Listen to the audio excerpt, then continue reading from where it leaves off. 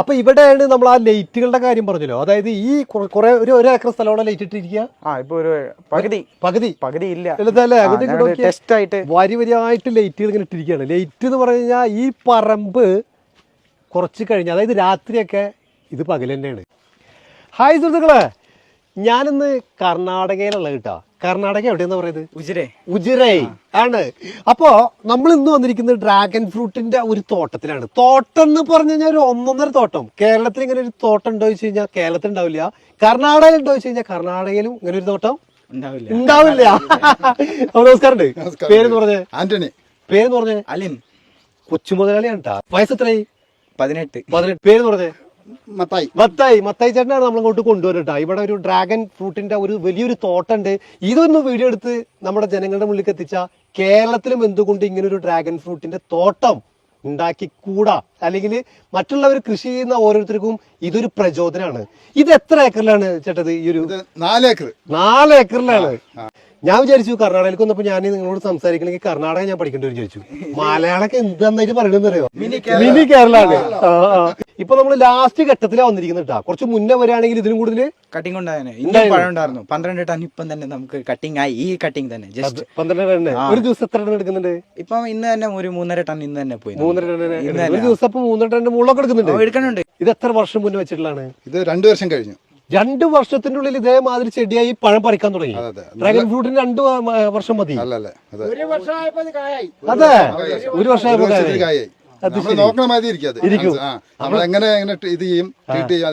അത് ശരി.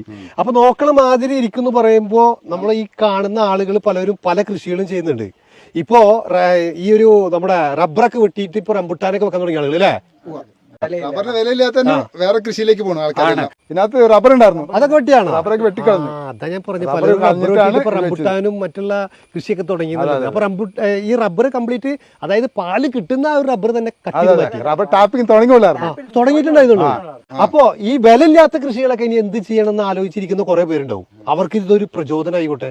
ഇത് ശരിക്കും നമ്മള് ഇങ്ങനെ ഒരു കൃഷി തുടങ്ങാം എന്നുദ്ദേശിക്കാൻ ശരിക്കും എന്തായിരുന്നു ഈ ഒരു കൃഷിയിലേക്ക് വരാൻ? അത് കൃഷിയിൽ നല്ല ഇൻട്രസ്റ്റ് ആയിരുന്നു. അങ്ങനെ ഒരു പുതിയ വെറൈറ്റി നമ്മൾ ചെയ്യാം, അടക്കി ചെയ്യേണ്ട, റബ്ബർ ചെയ്യേണ്ടെന്ന് വിചാരിച്ചിട്ടാണ് ഈ ഡ്രാഗണിലേക്ക് ഫ്രൂട്ട് ഐറ്റം എപ്പോഴും ആവശ്യമുള്ള സംഗതിയല്ലേ, മനുഷ്യർക്ക് എപ്പോഴും വേണം. അത് കാരണം ഫ്രൂട്ടിലേക്ക് വന്നു. ഇതിന്റെ ഒരു ആയുസ് എന്ന് പറയുന്നത് എത്ര വർഷമാണ്? അത് 25 വർഷം. ഇനി 25 വർഷം തിരിഞ്ഞു നോക്കണ്ട. എല്ലാ വർഷം നമുക്ക് മെയിൻറ്റെയിൻ ചെയ്താൽ മതി. മെയിൻറ്റെയിൻ ചെയ്ത് മതി. ഇത് ഏത് ഇനത്തിലെ പെട്ടാണ്? CMC റെഡ് എന്ന് പറഞ്ഞ ഇനത്തില്. ഇത് പല ടൈപ്പ് ഉണ്ടെങ്കിലും നമ്മൾ ഒരുപാട് വെറൈറ്റി ഉണ്ടെങ്കിലും ഇത് തെരഞ്ഞെടുക്കാൻ കാരണം അത് നമ്മൾ കമേഴ്ഷ്യൽ ആയിട്ട് നോക്കുമ്പോൾ നമ്മൾ നല്ലത് നോക്കിയെടുത്തു. കേരളത്തേക്കൊക്കെ ആണെങ്കിൽ മലേഷ്യൻ റെഡ് എന്ന് പറഞ്ഞോണ്ടാ. നമ്മളിവിടെ വരുമ്പോ നമ്മള് ഗുജറാത്ത് സൈഡിലൊക്കെ പോകുമ്പോൾ CMC റെഡ് എന്ന് പറഞ്ഞിട്ടുണ്ട്. അതായത് ഇതിന്റെ വലിപ്പം ഒന്നുകൂടെ അടുത്തേക്ക് വന്നേ നമുക്ക് കാണാം. ഇതൊക്കെ കൊണ്ടുപോകാനുണ്ട്. അതൊക്കെ ഇങ്ങനെ പൊട്ടിച്ചുകൊണ്ടിരിക്കുകയാണ്. ഇതൊക്കെ ഇങ്ങനെ കയറി പോകുന്നുണ്ട്. നമ്മളിവിടെ വരുന്ന സമയത്ത് അവിടെ വണ്ടികളിൽ ഇങ്ങനെ കയറി പോകുന്നത് കണ്ടു. അപ്പോൾ വണ്ടികൾ വരുന്നു, കയറി പോകുന്നു. അതിനനുസരിച്ച് ഈ ഒരു തോട്ടത്തിൽ നിന്ന് ഒരുപാട് ആളുകൾ ഇങ്ങനെ പൊട്ടിച്ച് ഇതേമാതിരി കൊണ്ടുവരുന്നു. ഇതിന്റെ വലിപ്പം എന്നൊക്കെ പറഞ്ഞിട്ട് നോക്കിയേ, ചിലത് ഓരോ കിലോരൊക്കെയാണ് അല്ലേ? അത്യാവശ്യം വരുന്നുണ്ട്. ഇത് 900 ഉണ്ട്. 1 കിലോളൊക്കെ ഉണ്ടായിരുന്നു പറഞ്ഞ പോലെ അല്ലെ? 1 കിലോന്റെ മുകളിലുള്ള ഉണ്ടായിരുന്നു. എന്താ ചെറുതും വലുതൊക്കെ ഉണ്ട്. ഇതിന് ശരിക്കേ 4 ഏക്കർ എന്ന് പറഞ്ഞു. ഈ 4 ഏക്കർ കൃഷി ഇറക്കാൻ വേണ്ടിട്ട് നമ്മള് എത്ര രൂപ ഇൻവെസ്റ്റ് ചെയ്തിട്ടുണ്ടാവും? ഒരു 40 ലക്ഷം വേണം. 40 ലക്ഷം വേണം. ഇനി അങ്ങോട്ട് 25 വർഷം തിരിഞ്ഞു നോക്കണ്ട. മെയിൻറ്റെയിൻ ആക്കി കൊണ്ടുപോയാൽ മതി. വളമിടല്, കട്ടിങ്, പുല്ല് പറിക്കല്. അതല്ലേ. ഒരു വർഷം ഇതിന് എത്ര രൂപയുടെ നമുക്ക് ഡ്രാഗൺ ഫ്രൂട്ട് പറിക്കാൻ പറ്റും പറഞ്ഞു കഴിഞ്ഞാൽ? അങ്ങനെ പറഞ്ഞു കഴിഞ്ഞാൽ നല്ല വിളവാണെങ്കിൽ ഒരു 30-40 ലക്ഷത്തിന്റെ എടുക്കാം. അതായത് ഈ 40 ലക്ഷം രൂപ നമ്മൾ ഇറക്കി അതൊരു വർഷം കൊണ്ട് തന്നെ നമുക്ക് തിരിച്ചു 2 വർഷം നല്ല ഇതാണെങ്കിൽ വിലക്ക് ഉണ്ടെങ്കിൽ 2 വർഷം. പിന്നെ അങ്ങോട്ട് കിടക്കാൻ 25 വർഷത്തിന് 20 വർഷത്തിന് മുകളിൽ നമുക്ക് പിന്നെ വന്നുകൊണ്ടിരുന്നോളൂ അല്ലെ? ആ ഭാഗത്ത് കുറെ ലൈറ്റുകൾ ഇങ്ങനെ ഇട്ട് കണ്ടു. അതെന്തിനാ കുറെ ലൈറ്റുകൾ ഇട്ടിരിക്കുന്നത്? നമുക്ക് ഡേ ടൈം കൂടുതലാക്കണം നമുക്ക്. അത് കാരണം ലൈറ്റ്. ശരി. അതായത് പകല് കൂടുതൽ ആയിരിക്കണം ഈ ഡ്രാഗൺ ഫ്രൂട്ട് ഉണ്ടാവണമെങ്കിൽ. അപ്പൊ കുറെ ലൈറ്റ് ഇട്ട് കൊടുത്തിരിക്കുകയാണ്. എത്ര ലൈറ്റ് ഇട്ടുണ്ട്? അതൊരു 800 ലൈറ്റ്. 800 ലൈറ്റ് ഇട്ടിരിക്കുകയാണ്.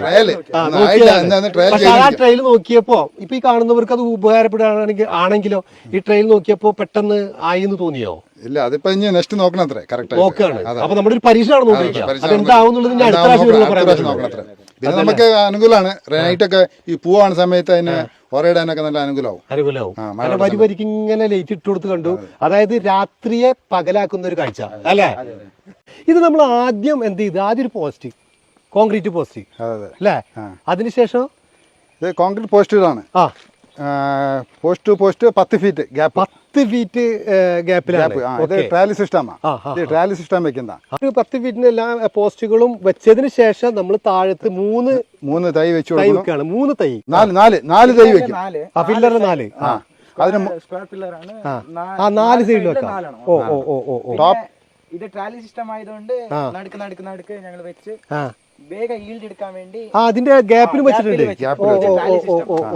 നമുക്ക് ഡെൻസ് ഫാമിംഗ് എന്ന് പറയുന്നത് കൊറേ തൈ കൊറേ ഇടാ, കുറച്ച് സ്ഥലത്ത് കൂടുതൽ വിളവെടുക്കാം അല്ലേ?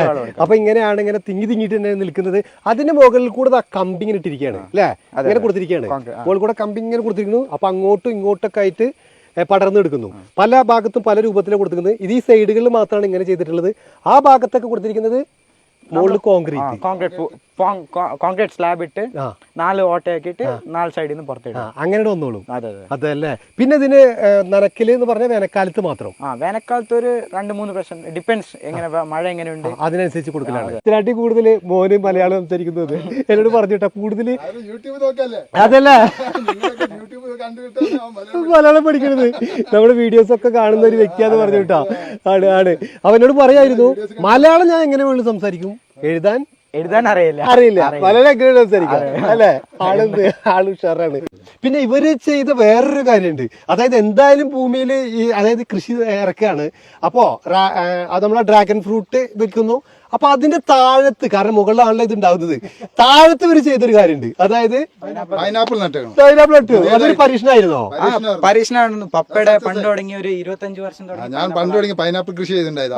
അപ്പൊ എല്ലാരും പറഞ്ഞ് ഡ്രാഗന്റെ ഉള്ളിൽ പൈനാപ്പിൾ ആവില്ല. അപ്പൊ ഞാൻ നട്ടു കണ്ടു കഴിഞ്ഞപ്പോ എല്ലാരും പറയാൻ നല്ലൊരു ഇതിൽ നിന്ന് നമ്മള് പൈനാപ്പിൾ പൊട്ടിച്ചിരുന്നോ? പൊട്ടിച്ചായിരുന്നു.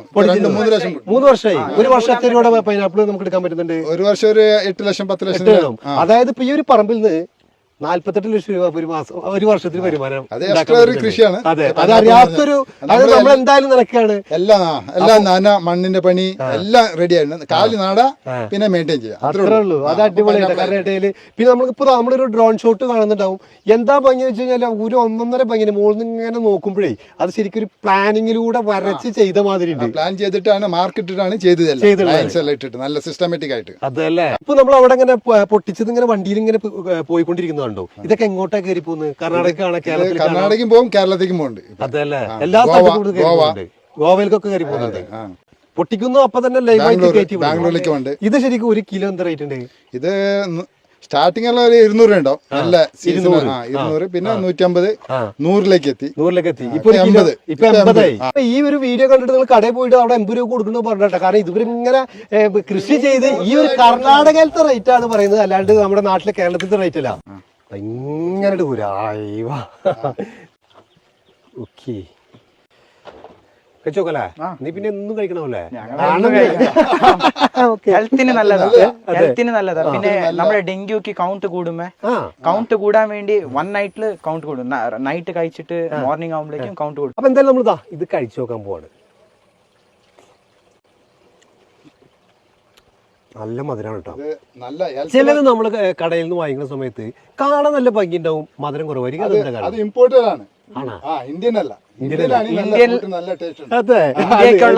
ഇതെങ്ങനെ നമുക്ക് ഒരു മാസം മുമ്പേ അവിടെ നിന്ന് വരുന്ന സാധനം. ഇതെങ്ങനെ നമുക്ക് മനസ്സിലാക്കാൻ പറ്റുക? അത് ഇമ്പോർട്ടഡ് കുറച്ച് നീളായിട്ടുണ്ടാവും.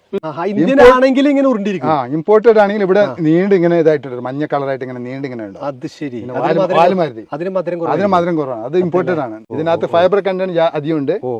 ഡൈജഷൻ നല്ലോണാവും. ഷുഗർ ആർക്ക് നല്ലതാണ്. ഇതിന്റെ ഈ തൈകളൊക്കെ എവിടുന്ന് കൊണ്ടുവന്നു? ഇത് ഹൈദരാബാദ്. അതല്ലേ.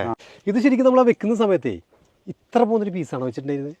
എത്രത്തോളം വലിപ്പുണ്ടാവും? 1 ഫീറ്റ് എല്ലാം. അപ്പൊ ഇവിടെയാണ് നമ്മൾ ആ ലൈറ്റുകളുടെ കാര്യം പറഞ്ഞല്ലോ. അതായത് ഈ കുറെ ഒരു ഏക്കർ സ്ഥലമാണ് ലൈറ്റ് ഇട്ടിരിക്കുക. ഇപ്പൊ ഒരു പകുതി ഇല്ല.